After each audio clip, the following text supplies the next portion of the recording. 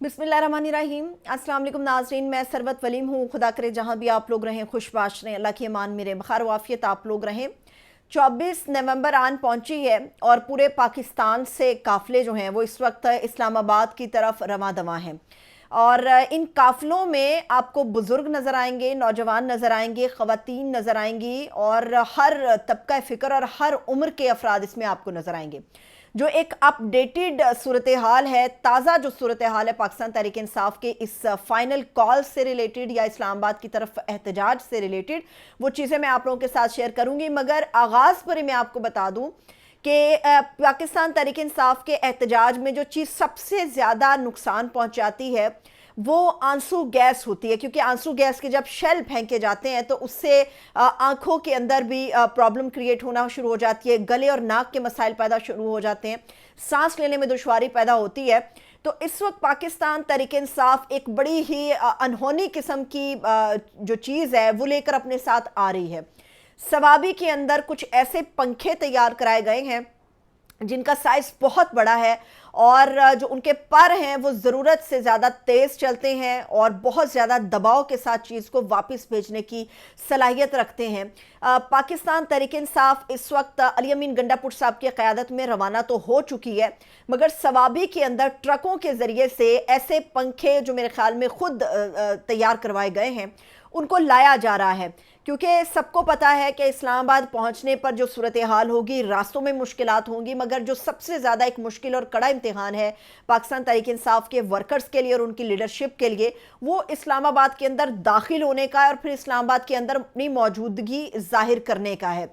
तो वो जो बड़े पंखे हैं जब उनको चलाया जाएगा तो उनके पर इस कदर बड़े हैं कि वो जब आंसू गैस की गैस उनकी तरफ आएगी तो वो इतनी तेज़ी के साथ चलेंगे जिसकी वजह से वो गैस लोगों तक नहीं पहुंच पाएगी, बल्कि वो प्रेशर बैक साइड पर धकेलती रहेगी। तो ये तो पाकिस्तान तहरीक इंसाफ ने आंसू गैस की जो शेल है उनका तोड़ निकाल लिया है, बाकी निकालना बाकी है लोगों को, वर्कर्स को, कि घरों से निकले और पाकिस्तान तहरीक इंसाफ के इस एहतजाज का हिस्सा बन जाए। मेरे लिए बहुत ही हैरान कुन ये बात है कि पंजाब के हवाले से जो बात होती रही, जो सोच थी, वो बिल्कुल गलत साबित हुई। पंजाब के लोगों ने हर तज्जियाकार, हर सहाफ़ी के तज्जिए को गलत साबित किया और पंजाब के हर छोटे बड़े शहर से पाकिस्तान तहरीक इंसाफ की सपोर्ट के अंदर लोगों की बहुत बड़ी तादाद है, एक जम्मे गफ़ीर है जो मुख्तलिफ जगहों से निकल रहा है। पाकिस्तान तहरीक इंसाफ के जो लोग हैं उनको रोकने के लिए, अभी मैं सिर्फ पंजाब की हद तक बात करूंगी, बाकी दीगर शहरों पर भी आती हूँ, मगर जो पंजाब की हद तक ये है कि तमाम दाखिली और खारजी रास्ते तो बंद किए गए हैं,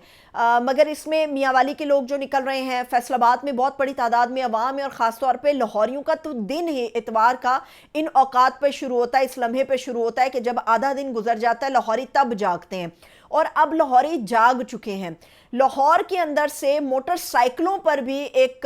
काफ़िले रवाना हो रहे हैं और जमे गफ़ीर है लोगों का, लेकिन जो मोस्ट इम्पॉर्टेंट चीज़ है वो ये है कि लाहौर के अंदर जो रास्ते बंद किए गए थे उससे ये तासुर जा रहा था या गवर्नमेंट ये समझ रही थी कि लोगों को हम यहाँ से निकलने नहीं देंगे, वो कामयाब नहीं हो सकते। लेकिन जो पुराने लाहौरी हैं, जो लाहौर के पुराने बासी हैं, वो ये समझते हैं और उनको पता है कि लाहौर शहर के अंदर सिर्फ वो रास्ते नहीं हैं जो सिर्फ नक्शा दिखाता है या नक्शे पर नज़र आते हैं। जो पुराने लाहौरी हैं उनके पास कई ऐसे चोर दरवाजे हैं, कई चोर रास्ते हैं जिनके ज़रिए उनको पता है कि उन्होंने लाहौर से किस तरह से निकलना है, और ये कोई अनहोनी बात नहीं है। जो पुराना बसने वाला शख्स है वो ये बात जानता है, और रावी के साथ, दरियाए रावी के साथ कुछ ऐसे चोर रास्ते लगते हैं जिनको पुराने लाहौरी बड़े अच्छे से समझते भी हैं और जानते भी हैं कि किन जगहों से किस तरह से निकलना है। तो इसलिए लाहौर को जो रोकना है वो इस वक्त नामुमकिन नज़र आ रहा है। ये अगर कोई कहे कि जी लाहौर से गिरफ्तारियां हो रही हैं तो बिल्कुल सही बात है, मगर 10 बंदे अगर गिरफ्तार हो रहे हैं तो 50 और भी सपोर्टर्स या वर्कर्स आप कह सकते हैं पाकिस्तान तहरीक इंसाफ के, वो इस एहतजाज में शामिल हो रहे हैं। लोगों को जब ये बताया जा रहा है या जिनको मैंने सुना है या पूछा जा रहा है कि किस तरह से पहुंचेंगे, रुकावटें हैं, बेशबहा प्रॉब्लम्स होंगी, कैसे आप पहुंचेंगे, तो लोगों का सिर्फ यही मानना है کہ ہمیں چاہے 2 دن لگیں چاہے 3 دن لگیں مگر اسلام آباد ہر صورت ہم نے پہنچنا ہے. اور اسلام آباد کی صورتحال جو ہے وہ بہت ہی زیادہ سخت کی گئی ہے. اس کے تمام راستے تو بند کیے گئے ہیں مگر جو سب سے زیادہ بڑی مشکل آئے گی وہ یہ کہ یہاں پر کوئی چور راستہ نہیں ہے. اسلام آباد کے اندر آپ داخل ہونا بھی چاہیں تو کسی چور راستے سے آپ داخل نہیں ہو سکتے. جس بھی راستے سے نکلیں گے وہ مرکزی شہرہ کو آ کے ٹچ کرے گا. تو اصل امتحان پاکستان تحریک انصاف کا اسلام آباد کے اندر داخلے کے حوالے سے اور راولپنڈی کے جو مین حصے ہیں ان کو کراس کرنا جو ہے وہ سب سے زیادہ امپورٹنٹ ہوگا. ڈی چوک کے اندر سے کچھ گرفتاریاں ہوئی ہیں جن میں خواتین کے حوالے سے چیزیں ہمارے سامنے آ رہی ہیں کہ ڈی چوک پہ کچھ پاکستان تحریک انصاف کی خواتین کارکنان پہنچی تھی, ان کو جو ہے وہ گرفتار کر لیا گیا ہے. لیکن جو سب سے زیادہ پرابلم کریٹ ہو رہا ہے وہ عام اس شخص کے لیے ہو رہا ہے جو کسی سیاسی جماعت کا ورکر یا سپورٹر نہیں ہے, اور خاص طور پہ جن لوگوں کو اسپتالوں کی طرف جانا ہے. لاہور کے اندر جو ہے اور خاص طور پہ پنجاب کے اندر گورنمنٹ نے جو اسٹریٹجی اپنائی ہے وہ اسپتالوں کی طرف آنے جانے کے راستے بھی اس وقت کلوز کر دیے گئے ہیں, جس کی وجہ سے بہت سارے مریض, بہت ساری ایمبولینسز جو ہیں, بہت سارے بیمار لوگ جو ہیں وہ اسپتالوں تک جو ہے وہ نہیں پہنچ پا رہے. اس وقت ہمیں یہ ماننا پڑے گا کہ پاکستان تحریک انصاف کو روکنے کے لیے گورنمنٹ, چاہے وہ وفاقی حکومت ہو چاہے وہ پنجاب حکومت ہو, ان تمام کا فوکس جو ہے وہ تمام شہر ہیں. جو قصبے اور دیہات ہیں ان کی طرف توجہ اتنی مبذول نہیں کی گئی. اور یہ یاد رکھیں کہ دیہاتوں اور قصبوں سے جب کوئی ایک شخص نکلتا ہے تو وہ برادری سسٹم ہوتا ہے, اور برادریوں کی شکل میں لوگ جو ہیں وہ بہت بڑی تعداد میں قصبوں اور دیہاتوں سے نکل رہے ہیں, جس کی طرف جو ہے اس وقت فوکس نہیں ہے. بڑے لوگ یہ سمجھ رہے تھے کہ موبائل سروس بند ہو جائے گی, لیکن یہ اطلاعات ہیں کہ موبائل سروس اس لیے ابھی تک آن رکھی گئی ہے کہ اگر باہر کا کوئی نمبر شہر کے اندر داخل ہوتا ہے تو اس کے اوپر چیک رکھا جائے گا, جس کے بعد جو گرفتاریاں ہیں یا جس کے بعد یہ جو کہا جا رہا تھا, خدشات ظاہر کیے جا رہے تھے کہ گرفتاریوں کے ساتھ پاسپورٹ ان کے منسوخ ہو جائیں گے اور ان کے لیے دیگر اور بھی سزائیں جو تھیں وہ رکھی گئی تھیں, تو اس کے اوپر جو ہے وہ عمل درآمد ہو جائے گا. لیکن یہ حیران کن بات ہے کہ ایک تو 8 فروری کے اندر ہم نے دیکھا کہ تحریک انصاف کی جو قیادت ہے وہ جیل میں بند ہے اور پی ٹی آئی کے لیے سختی ہے, پی ٹی آئی تتر بتر ہو چکی ہے, بڑے نامور لوگ جو ہیں وہ اس کو چھوڑ کے جا چکے ہیں. تو 8 فروری میں بھی ایک عمران خان صاحب کی کال تھی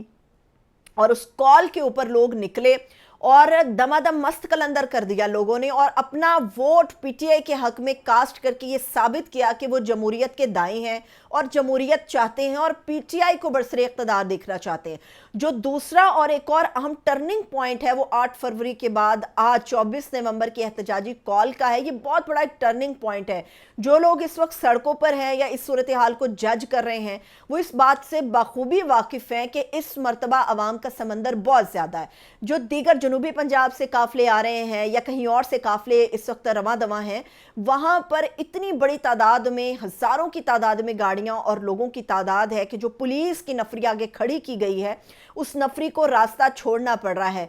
زرتاج گل کا جو ایک ایکٹ ہے وہ سب سے زیادہ قابل تحسین ہے, کیونکہ زرتاج گل کا قافلہ جن جگہوں سے گزر رہا ہے اور پولیس کی نفری جہاں پر کھڑی ہے تو زرتاج گل خود اپنی گاڑی کی چھت پہ کھڑی ہو کر امن کا جھنڈا لہرا رہی ہیں. اور یہ ثابت کرتا ہے کہ پی ٹی آئی بار بار یہ جو بات کر رہی ہے کہ ہمارا احتجاج کا پرامن احتجاج کا حق ہے, تو ہمیں اس احتجاج کے حق سے نہ روکا جائے. ہم پرامن لوگ ہیں, پرامن طریقے سے ہم اسلام آباد کی طرف آنا چاہتے ہیں. اور نہ صرف زرتاج گل, کئی اور دیگر رہنما بھی ہیں جنہوں نے اپنے ساتھ پارٹی پرچم تو رکھا ہے مگر امن کے لیے سفید جھنڈے بھی انہوں نے اپنے پاس رکھے ہیں, جو اس بات کا پیغام دے رہے ہیں کہ ہم پہ نہ تشدد کیا جائے اور نہ ہی ہم انتشار چاہتے ہیں. پرامن طریقے سے ہمارے اس احتجاج کو جو ہے وہ آگے بڑھنے دیا جائے. بڑے بڑے ایسے رہنما ہیں جن کی گرفتاریاں ہو چکی ہوئی ہیں, لیکن بہت سارے لوگوں کا خیال ہے کہ کچھ ایسی گرفتاریاں بھی ہوئی ہیں جو مرضی کے ساتھ دی گئی ہیں پولیس کو. لیکن ابھی تک کی صورتحال یہ ہے کہ پاکستان تحریک انصاف کا قافلہ نہ کہیں پر روکا گیا ہے اور نہ ہی کوئی ایسا پلان نظر آ رہا ہے. مگر